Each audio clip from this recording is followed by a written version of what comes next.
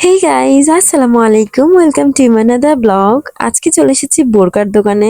আমার হচ্ছে যার জন্য একটা সুন্দর বোরকা নিতে, মানে আমার হচ্ছে দেবরের ওয়াইফের জন্য।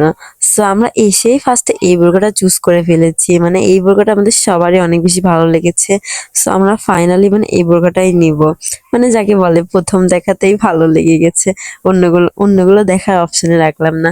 পরে এখন এটা নিয়ে দামাদামি করছে। ওনারা তো ফার্স্টে এটার দাম চেয়েছে 2800 টাকা। শুনে আর দাম বলার মতো কোনো অপশনে ছিল না।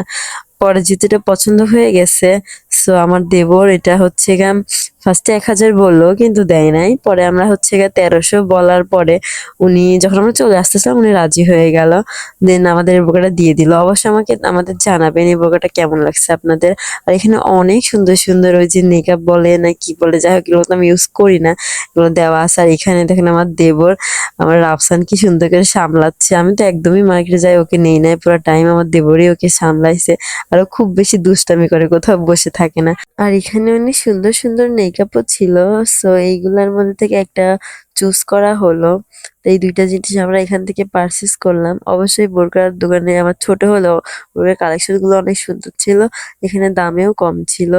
সো অবশ্যই আপনাদের বোরকা কিনতে হলে এরকম ছোটখাটো দোকানে যাবেন। সো আজকের ভিডিওটা এই পর্যন্তই। দেখা হচ্ছে নেক্সট কোনো ভিডিওতে। Bye bye guys.